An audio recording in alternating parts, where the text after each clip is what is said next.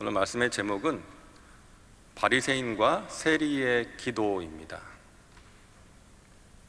제가 터키에서 사역할 때 아버지 학교를 한 적이 있습니다.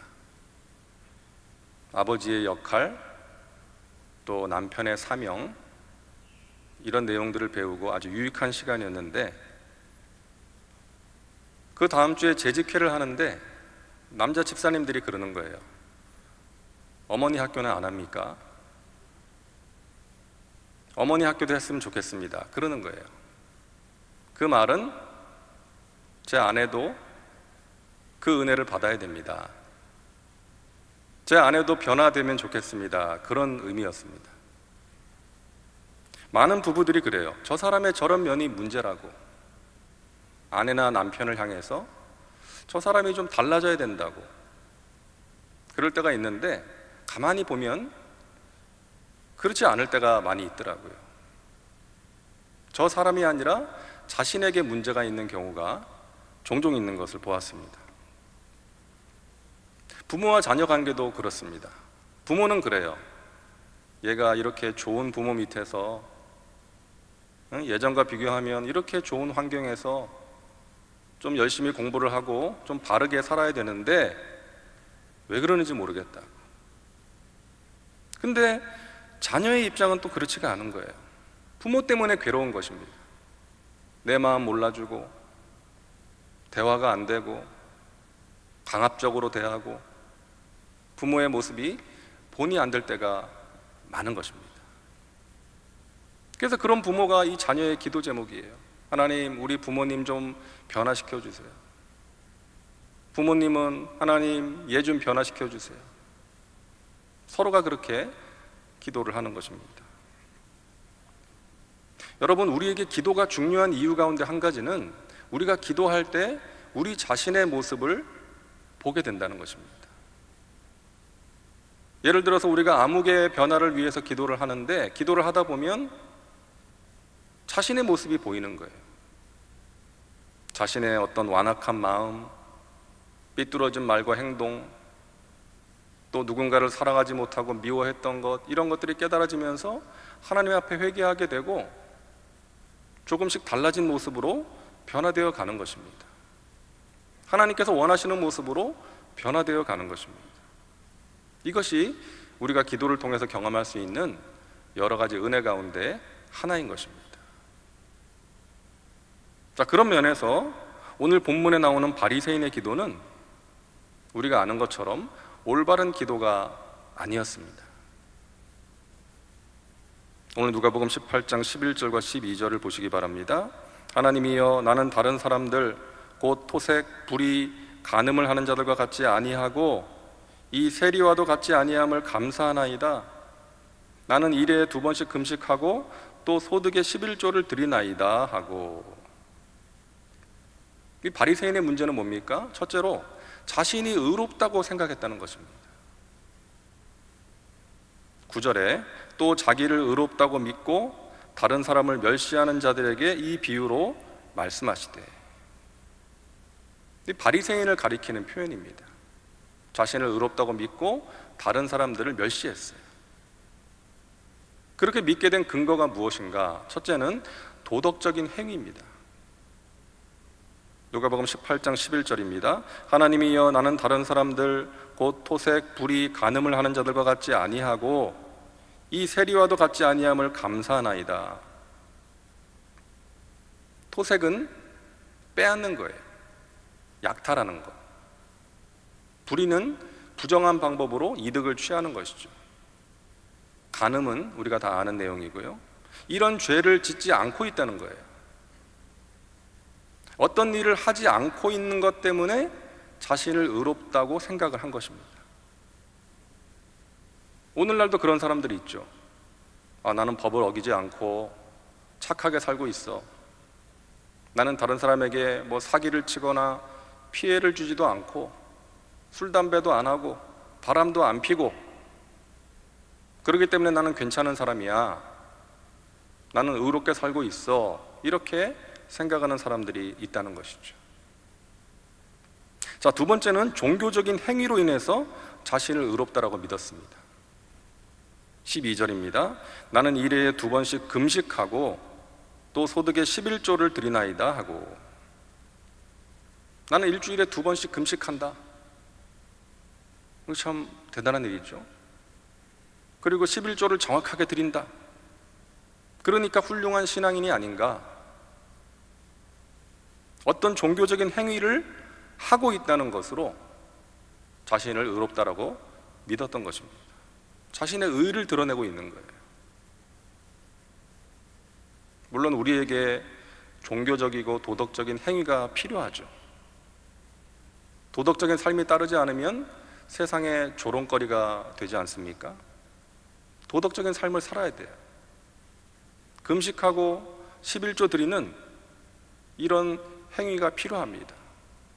하지만 그 행위가 어떤 일을 하거나 하지 않는 것이 우리를 진정한 그리스도인으로 만드는 것은 아니라는 것입니다. 여러분, 독실한 무슬림들은요, 이슬람을 믿는 사람들은 그 꾸란이 명령하는 계명들을 아주 철저하게 지킵니다. 1년에 한 달씩 금식 기도를 합니다.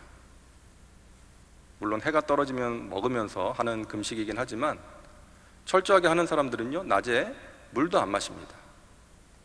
침도 안 삼키는 사람도 봤습니다. 침을 다 뱉어내더라고요. 그리고 하루에 정해진 시간이 되면 어디에 있든지 저렇게 메카를 향해서 기도를 합니다. 저기가 터키 이스탄불 국제공항이에요. 근데 주섬주섬 뭐를 꺼내더니 바닥에 깔더니 부부가 저렇게 기도를 올리는 겁니다. 제가 여러분들한테 보여드리고 싶어서 사진을 찍었습니다. 철저하게 지키는 거예요. 근데 안타까운 것은 무엇입니까? 저들의 저러한 행위가 저들을 구원의 길로 인도하는 것은 아니라는 것이죠. 구원으로 인도하지 못한다는 것입니다. 우리가 의롭게 되는 것은 우리의 어떤 행위를 의지하고 자랑하는 것이 아니죠. 그것이 아니라 내 스스로의 힘으로는 구원받을 수 없는 죄인이라는 것, 나는 연약한 존재라는 것을 자각하고 나의 죄를 해결해주고 나를 의의 길로 인도해 주시는 분은 유일한 분이 예수님이시라는 것, 그분이 유일한 길이요 진리요 생명이라는 것을 알고 그 예수님을 바라보고 의지할 때에 예수님께서 우리에게 주시는 은혜인 줄로 믿습니다. 우리는 그 은혜를 사모할 뿐입니다. 아무것도 자랑할 것이 없습니다. 이 세상에는 두 종류의 사람이 있습니다. 의인과 죄인이 있는 게 아니라 자기 잘못을 깨닫는 죄인과 깨닫지 못하는 죄인이 있습니다. 깨닫는 죄인은 하나님의 은혜를 체험할 수가 있는 것이죠. 우리 모두는 죄인입니다. 물론 우리가 예수님을 믿음으로 의롭다고 칭함을 받았어요. 칭의라고 합니다. 우리는 더 이상 죄와 저주 아래 있지 않습니다. 의와 진리로 거룩함을 받은 새 사람이 되었어요. 새로운 피조물이 되었습니다. 하지만 그렇다고 해서 우리 안에 죄성이 사라진 게 아니에요. 연약한 육신을 가지고 죄악된 세상을 살다 보면 수없이 많은 죄를 짓지 않습니까? 어제도 우리가 죄를 짓지 않았습니까? 하나님께서 기뻐하시지 않는 생각과 말과 행동을 할 때가 있지 않았습니까? 그렇기 때문에 우리는 그 자신의 허물을 깨닫고 주님 앞에 나가야 되는 거예요. 회개해야 되는 것입니다. 회개를 통해서 날마다 새롭게 되어야 돼요. 자신의 연약함을 알고 나의 연약함을 도우시는 성령님을 인정하고 환영하고 모셔드리고 의지하면서 살아가야 하는 것입니다. 그렇게 살다 보면 죄를 멀리하게 되고 조금씩 말씀대로 살아가는 자신의 모습을 발견하게 되는 것입니다. 천국 가는 그날까지 우리는 이 성화의 길을 걸어가는 것입니다. 그리고 예수님 다시 오시는 날 우리는 예수님을 닮은 영화로운 모습으로 변화될 것입니다. 그것이 구원의 완성, 영화인 것입니다. 하나님께서 의롭다고 여기시는 사람은 바리새인처럼 자신의 의를 드러내거나 자랑하는 것이 아니라 이 세리처럼 자신의 연약함과 허물을 깨닫고 주님, 저는 죄인입니다. 주님이 없이는, 주님의 은혜가 없이는 살 수 없습니다. 주님의 은혜가 필요합니다 하면서 주님 앞에 엎드리는 사람인 것입니다. 그런 사람에게 하나님께서 은혜를 베풀어 주시고 영혼이 잘된 같이 범사가 잘되며 강건한 복을 허락해 주실 줄로 믿습니다. 자, 두 번째로 이 바리새인은 영적인 교만에 빠져 있었습니다. 바리새인은 자신이 의롭다고 생각하면서 다른 사람들을 멸시하고 정죄합니다. 오늘 11절이죠. 저 세리와도 같지 않음을 감사하나이다. 이게 정말 감사하는 게 아니라 이 영적인 교만이에요. 나는 의로운 사람, 나는 가르치는 사람, 나는 사람들의 존경을 받는 사람, 이런 생각으로 다른 사람들을 정죄하는 자리에 섰던 것입니다. 어느 율법사가 예수님을 찾아와서 질문을 합니다. 가장 큰 계명이 무엇입니까? 예수님께서 말씀하시죠. 첫째는 내 마음을 다하고 목숨을 다하고 힘을 다하여 너의 하나님을 사랑하는 것이다. 둘째는 내 이웃을 너의 몸과 같이 사랑하는 것이다. 가장 중요한 계명은 사랑이라는 거예요. 하나님을 사랑하고 이웃을 사랑하라는 것입니다. 이 율법의 핵심이에요. 하지만 바리새인들에게는 이 사랑이 없었습니다. 비판하고 정죄할 줄만 알았지 사랑할 줄을 몰랐던 것입니다. 금식하고 11조는 했지만 사랑할 줄은 몰랐던 거예요. 가장 큰 계명은 지키지 않았던 것입니다. 그런 자들을 향해서 예수님께서 말씀하신 거예요. 성 프란체스코가 제자들과 함께 금식을 합니다. 그런데 그만 한 명의 제자가 그 배고픔을 견디지 못하고 취사장에 가서 스프를 먹었어요. 그 모습을 또 다른 제자 한 명이 보았습니다. 이 프란체스코가 연락을 받고 가보니까 가운데 한 명이 어쩔 줄 몰라 하면서 서 있고 주위에 동료들이 삥 둘러서서 그 한 명을 그 경멸의 눈빛으로 쳐다보고 있는 거예요. 미워하며 분노의 그런 시선을 가지고 쳐다보고 있는 거예요. 그 모습을 보고 프란체스코가 가서 스프를 떠먹습니다. 제자들이 깜짝 놀란 거예요. 이 스승이 말을 합니다. 여러분, 우리가 왜 금식을 하는 것입니까? 우리가 하나님의 말씀대로 살고 하나님의 은혜와 능력을 사모하면서 금식하는 것이 아닙니까? 금식하면서 미워하느니 차라리 먹으면서 사랑하는 게 낫겠습니다. 이런 말을 했다는 것이죠. 사랑하는 여러분, 교만을 경계하시기를 바랍니다. 우리는 누군가를 비난하고 정죄할 수 있는 사람들이 아니에요. 왜? 우리도 언제든지 그와 같은 잘못을 저지르고 넘어질 수 있는 사람들이기 때문에 그런 것입니다. 우리는 철저하게 낮아져야 됩니다. 하나님만을 바라보고 철저하게 낮아지고 또 낮아져야 되겠습니다. 프랑스의 철학자 루이 알투셰르라는 사람이 이런 말을 했어요. 만년설 가득한 히말라야의 높은 산에 살고 있는 토끼가 가장 조심해야 할 것은 동상에 걸리지 않는 것이 아니라 평지에 살아가는 코끼리보다 자신이 더 크다고 착각하지 않는 것이다. 참 재밌는 말이고 의미가 있는 말 아니겠어요? 히말라야의 높은 산에 살고 있는 토끼가 걱정해야 되는 것은 자신이 저 아래에 있는 코끼리보다 더 큰 존재라고 착각하지 않는 것이다. 사랑하는 여러분, 우리는 하나님의 품 안에 살고 있는 사람들입니다. 오직 하나님 한 분만이 크고 위대하신 분이신 것이죠. 우리 모두는 하나님 앞에서 작은 사람들입니다. 그러므로 항상 겸손해야 됩니다. 오직 주님만을 높이시고 주님만을 의지하며 살아가시기를 바랍니다. 그럴 때 우리를 통해서 하나님의 영광이 드러나고 그럴 때 우리를 통해서 예수 향기가 전해지고, 그럴 때 우리의 삶 가운데 하나님의 선하신 뜻이 아름답게 이루어지게 될 줄로 믿습니다. 마지막 세 번째로, 이 바리새인은 하나님을 바라보지 못했습니다. 종교개혁자 칼빈이 이런 말을 했습니다. 인간이 가져야 할 중요한 지식이 있다. 첫째는 하나님에 대한 지식이고, 둘째는 자기 자신에 대한 지식이다. 그런데 전자의 경험이 없으면 후자의 경험은 절대로 불가능하다. 그러니까 하나님을 알 때, 하나님을 바라볼 때 자신을 알 수가 있다는 거예요. 하나님에 대한 바른 지식이 없으면 자기 자신이 어떤 존재인지를 알 수가 없다는 것입니다.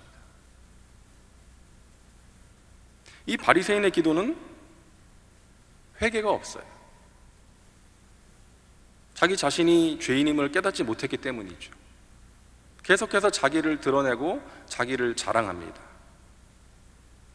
이 사람이 이렇게 된 이유가 뭐겠습니까? 하나님을 모르기 때문이에요. 하나님을 경험하지 못했기 때문입니다. 율법은 많이 알고 있지만 하나님에 대해서 제대로 알지 못했기 때문이에요. 갈릴리 바다에서 고기를 잡던 베드로, 밤새도록 그물을 내렸지만 고기를 잡지 못했습니다. 예수님이 오셔서 말씀하시죠. 저 깊은 데로 가서 그물을 내려 고기를 잡아라.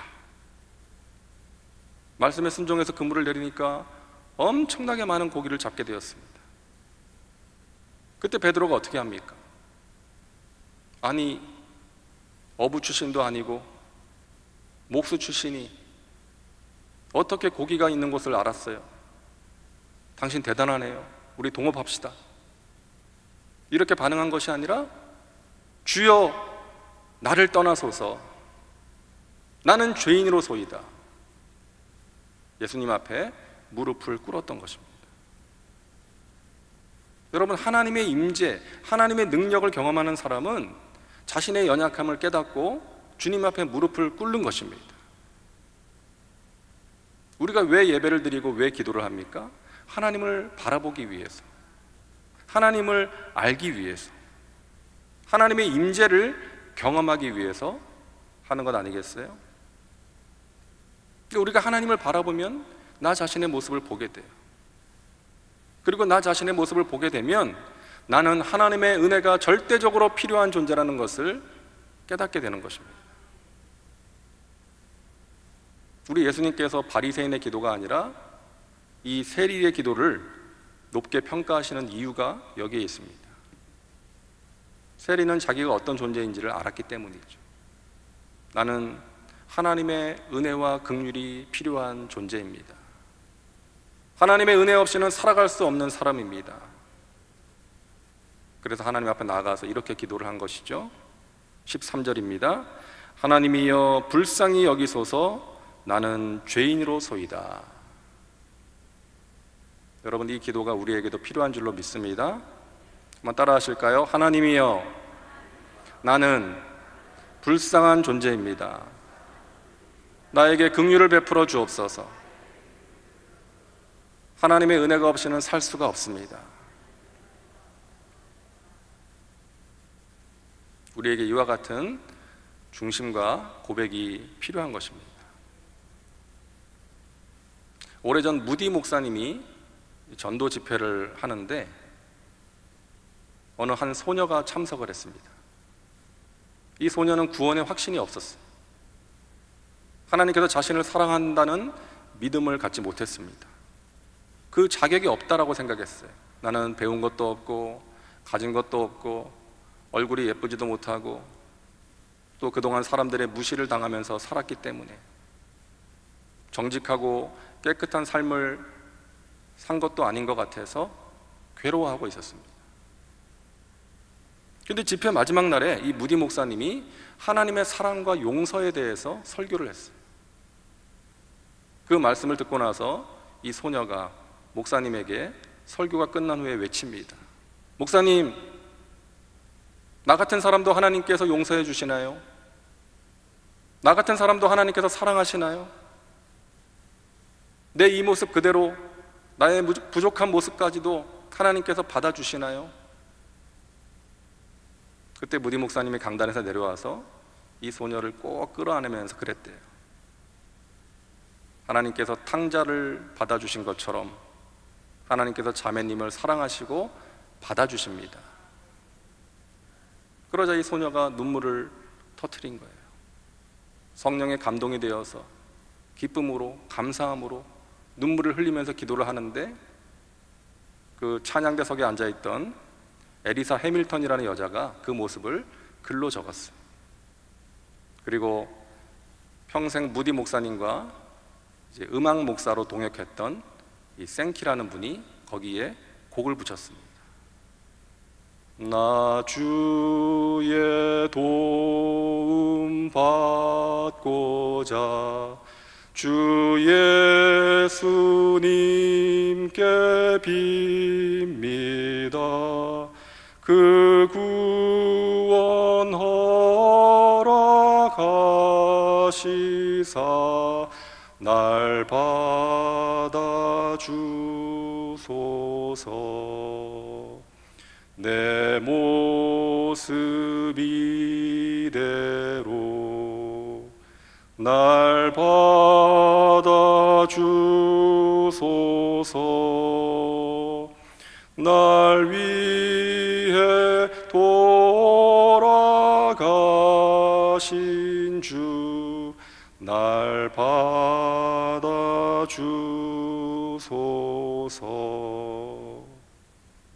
사랑하는 여러분, 우리는 연약한 존재입니다. 자신의 연약함을 알고 철저하게 낮아져서 날마다 주님을 바라보며 살아가시기를 주님의 이름으로 축원합니다. 이 새벽을 깨워 기도하는 여러분에게 하나님께서 반드시 은혜를 베풀어 주십니다. 승리의 길로, 복된 길로 인도해 주십니다. 그 하나님의 은혜와 능력을 경험하고 하나님을 높이고 그 하나님을 증거하며 살아가는 저와 여러분 되시기를 주님의 이름으로 축원합니다. 기도하겠습니다.